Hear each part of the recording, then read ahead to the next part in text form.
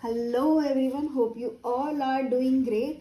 Right so हम ओशोजन tarot deck की series को कंटिन्यू करते हुए आज हमारा 16th कार्ड है. The number is 15th and the name is conditioning.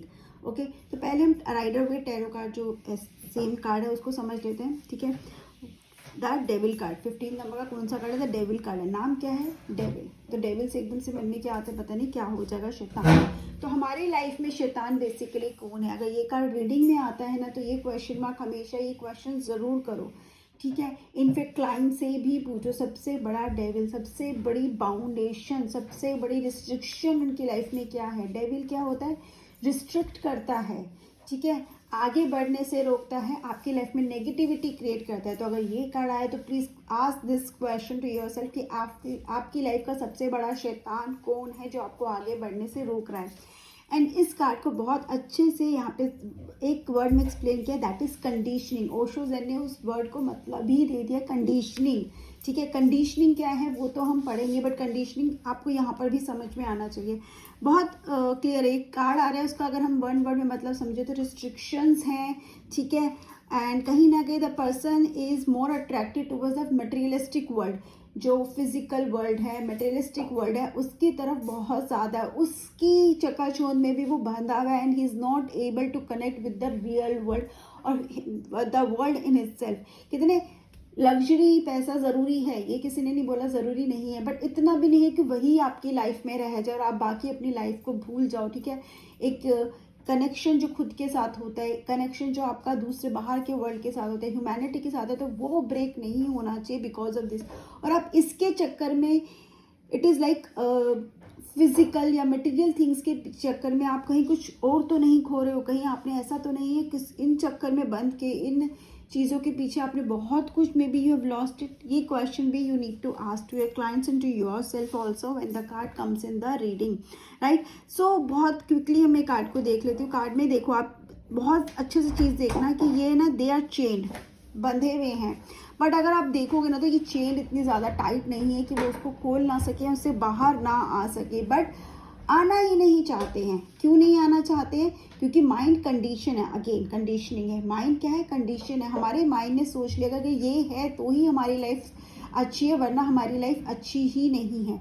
अगर हम लेट्स से अगर 9 to 5 की जॉब कर रहे हो आप, लेकिन आपका शौक कि आप म्यूज़िक में जाना चाहते हो, अपनी लाइफ वहाँ डिवोट करना चाहते हो, you just want to spend time, but 9 to 5 की जॉब से आपको टाइम नहीं मिल रहा और आप वो जॉब छोड़ के अपनी म्यूज़िक में कुछ कर भी नहीं पा रहे हो. क्यों? क्योंकि आपके माइंड में यही कंडीशनिंग है कि अगर आपने जॉब छोड़ दी, आप सर्वाइव कैसे करोगे? वो रिस्क एबिलिटी नहीं. Again you are being chained in this materialistic world. वो सोसाइटी की कंडीशन में कहीं ना कहीं आप चेंज हो गए, या खुद की मेंटल कंडीशनिंग में भी हो सकते. It's not always society, it is your mental restrictions also. तो ये कार्ड क्या बोलता है? रिस्ट्रिक्शन दिखाता है आपकी लाइफ में कोई है जो आपको बहुत डोमिनेट करता है. You are not able to do it yourself. अगर किस person is doing a job, उसको प्रॉब्लम्स आ रही है कार्ड है, तो क्लियरली उसका जो बॉस है वो डोमिनेटिंग है, फ्रीडम नहीं देता उसे. ठीक है, अपने तरह से काम करने की. तो again we don't have the freedom when the card comes in. ठीक है, बहुत चीज़ों के लिए पॉजिटिव भी है, that you can see detail meaning इसका. Now we come to this conditioning card. ठीक है, so we have understood the meaning. ठीक है, कि डेविल का कार्ड जो है वो कंडीशनिंग का है. बट इस कंडीशनिंग एंड इस पिक्चर का क्या रिलेशन है? We need to understand that. तो there is a Osho Zen story. ठीक है, ओशो जेन जेन स्टोरी, एक जेन स्टोरी है. ये सब गाइड बुक में है, you must read that guide book also. जितना भी मैं आपको एक्सप्लेन करती हूँ ना कार्ड्स का maximum is there in the guide books. ठीक है, उसके बाद जो मुझे खुद का लगता है I add on that. So Zen story क्या है कि एक लायन था जिसको एक शीप ने, ठीक है, एक शीप ने पाला था, रेस किया था. ठीक है, वो उनके बीच में रहकर बड़ा हुआ था. तो उसको क्या लगता था कि वो भी शीप क्या होता है? ठीक है, शीप है. वो क्या है? वो भी एक भेड़ ही है, शीप ही है. बट क्या वो शीप है? नहीं, वो लॉयन है. तो फिर एक दिन एक लॉयन ने, ठीक है, उसको पकड़ के वो उसको पोंड के पास लेके गया, उसको दिखाया, उसको देखा कि जस्ट सी योर सेल्फ. ठीक है, कि that you are a lion. तब उसको रियलाइज हुआ कि वो शीप नहीं है, वो लॉयन है, वो इन सबसे अलग है. तो ये स्टोरी क्या आपको इससे मैसेज मिल रहा है? ठीक है, मैसेज जो मुझे समझ में आता है यही कि हम आसपास की कंडीशनिंग से खुद को इतना ज़्यादा, आसपास के लोग क्या कर रहे हैं, सोसाइटी हमें क्या सिखा रही है, सोसाइटी हमसे क्या एक्सपेक्ट करती है, उसमें हम इतने ज़्यादा चेंड हो जाते हैं ना, लाइक डेविल के कार्ड की तरह चेंड हो जाते हैं, हम उससे चाह कर भी, ऐसा नहीं कोई हमें रोक रहा है, हम उससे बाहर नहीं निकल सकते, बट वो चेंज क्या है, हमारी डेलिब्रेट है, हमारी सेल्फ इम्पोज चेंज होती हैं जिससे हम बाहर आना ही नहीं चाहते, हमें लगता है नहीं सही है, तो वो कंडीशनिंग है, ठीक है। उस कंडीशनिंग से आपको बाहर आना है। कार्ड क्लियरली आपको बोले कि you need to come out of this conditioning. अगर ये कार्ड रीडिंग में आया है मतलब इधर यू और योर क्लाइंट इस कंडीशन, वो एक चक्रव्यूह में फंसा हुआ है, वो एक चेन में है, उसको उससे बाहर आने की बहुत ज़रूरत है।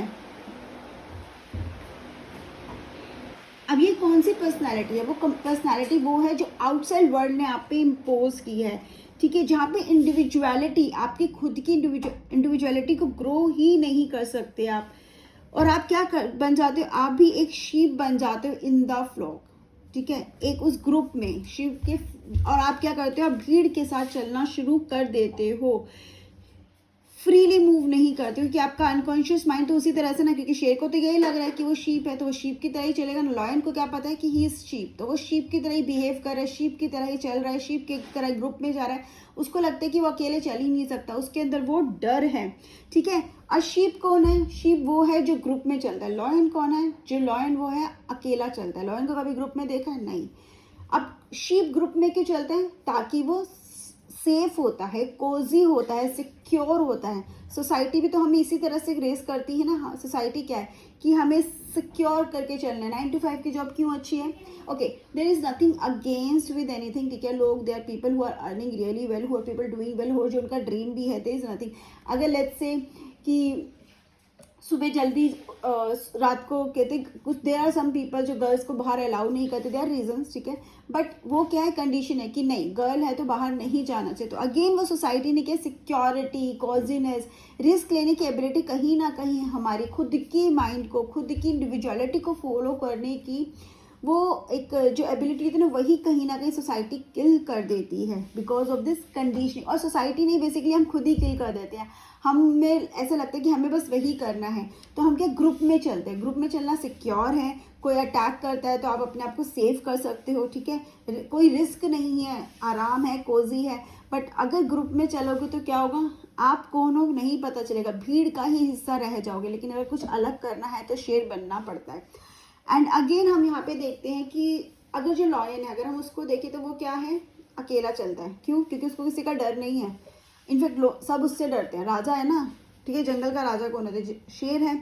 और इन रियलिटी हर इंसान जो पैदा होता है ना, ही बोर्न एज अ लॉयन, ठीक है, हर इंसान के अंदर वो शेर होता है। जब आप पैदा हो रहे हो ना, आप एक लॉयन होते हो, आपके अंदर वो सारे एट्रीब्यूट्स होते हैं, बट फिर वो एट्रीब्यूट्स कहाँ चले जाते हैं, कंडीशनिंग में वो धीरे धीरे कहीं खो जाते हैं। हम अगर लेट्स से बहुत एक कॉमन एग्जांपल है जो हमारी मैरिड लाइफ में बहुत लोग देते हैं, जो खुश नहीं हैं but they are still staying together. शायद अब्यूज़ फेस कर रहे हैं, शायद कहीं ना कहीं वायलेंस फेस कर रहे हैं, मेंटल ट्रॉमा फेस कर रहे हैं, but still they stay. Why do they stay?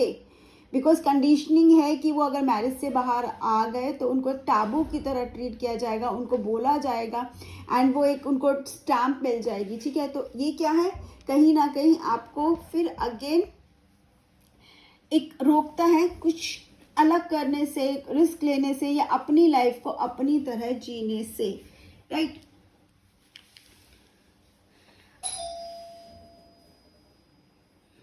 तो ये कार्ड हमें मैसेज क्या देख रहा है, इसने हमें ये तो बता दें कि हम क्या फेस कर रहे हैं, ठीक है, हम कौन से सिचुएशन में। बट मैसेज क्या है? मैसेज ये है कि do it what you want to do. आपका जो इंटरेस्ट है आप उसके लिए टाइम निकालो, आप उसमें इन्वॉल्व करो खुद को, चाहे वो कुछ भी हो सकता है।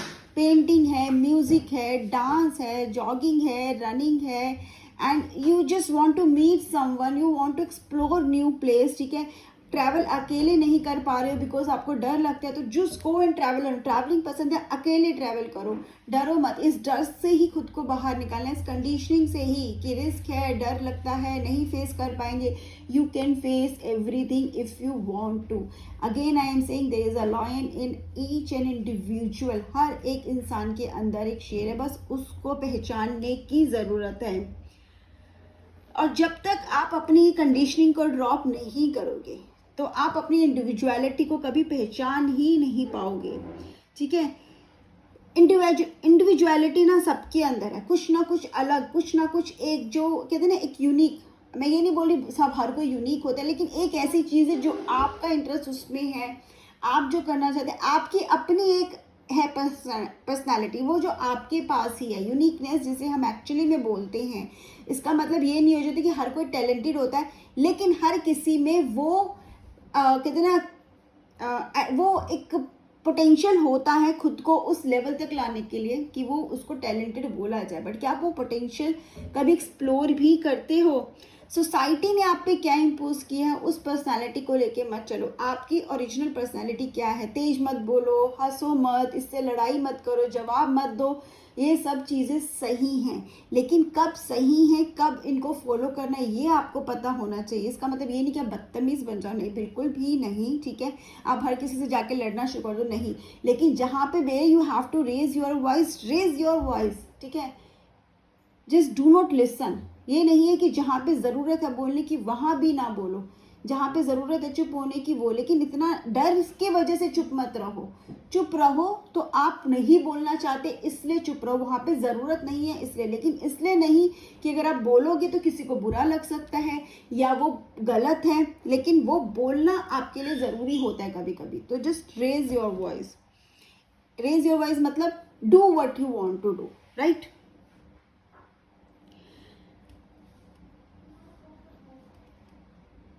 ओके, अब सोसाइटी ने हमारी कोई कंडीशनिंग क्यों की है, ठीक है, ये कंडीशनिंग क्यों है, हम सोसाइटी के हिसाब से चलते हैं। और हम ये देखा जाएगा तो इफ़ यू लुक अराउंड ना, तो मैक्सिमम पीपल यू सी जो ग्रुप में ही चल रहे, क्राउड में, मतलब जो फुटस्टेप्स फॉलो कर रहे हैं, rather than creating new footstep, rather than doing what they want to do, जो उनको बोला जा रहा है वो कर रहे हैं। ऐसा क्यों है? क्योंकि सोसाइटी को क्या चाहिए, सोसाइटी एक ऐसी पर्सनैलिटी देखती है आपको जो कोजी पर्सनैलिटी हो, ठीक है, जो नाइस है, बहुत ही अच्छी है, जिसके साथ रहना आसान है, बात करना आसान है, बहुत कन्वीनियंट है ना सोसाइटी के लिए, आपके साथ रहना आसान है, आपके साथ बात करना आसान है, आपके साथ काम करना भी आसान है, और जो बहुत ओबीडियंट है, ठीक है, जो रूल्स फॉलो कर रहा है वो कौन हो गया? ओबीडियंट। और किसके रूल्स यहाँ पर?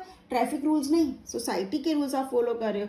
सोसाइटी को क्या चाहिए? सोसाइटी को बेसिकली स्लेव्स चाहिए, गुलाम चाहिए। कौन से गुलाम? जो चीज़ें उनके हिसाब से करे, एक लाइन में करे, कोई लाइन ब्रेक ना करे, कुछ अलग करने की कोशिश ना करे। अगर ऐसा ही होता, अगर हम वही करते रहते, शायद कभी रेवोल्यूशन ना होता, कोई रिबेल ना बनता, राइट। एंड जो एब्सोल्युटली मतलब कहते हैं ना, ऐसे लोग चाहिए कि जो सोसाइटी के लिए ही सोचे, अपने आसपास के लोगों के लिए सोचे, अपने बारे में ना सोचे, उनकी कोई इंडिविजुअलिटी ना होगी, कि अपने बारे में सोचने के लिए थोड़े से लोग हिम्मत चाहिए होती है।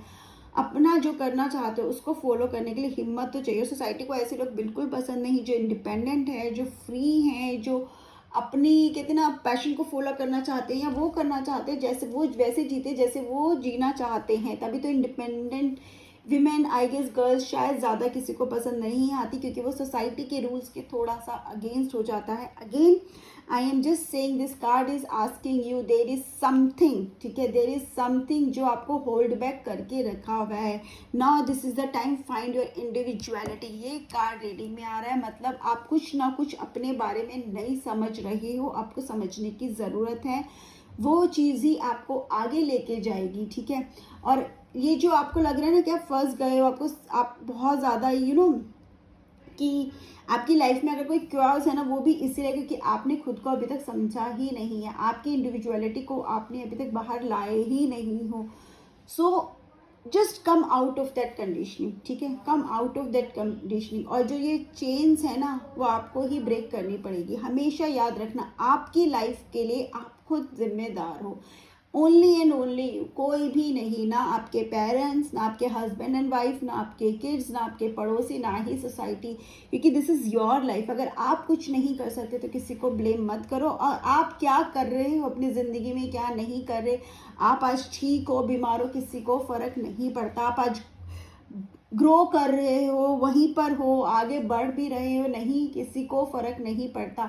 और ना ही कोई आपको आगे हाथ पकड़ के आगे लेके जाएगा। आपको खुद ही स्टेप लेना पड़ेगा, खुद ही अपनी लाइफ को चेंज करना पड़ेगा। और आज अगर आप स्टेप लोगे तो आप ज़रूर आगे बढ़ोगे। डेली का एक स्टेप, ठीक है, डेली का एक स्टेप आपको बहुत आगे ले जाएगा। आज शुरू करोगे, ये मत देखना आपने कितना अचीव किया, ये ज़रूर देखना आपकी क्या ग्रोथ हुई है। आज से 1 साल बाद अगर आज आप शुरू करते तो आज से 1 साल बाद अपनी ग्रोथ, अपने में चेंज ज़रूर देख लेना। तभी होगा जब आप एक्शन लोगे। So come out of that conditioning and find your individuality. Bye bye, have a great day, take care.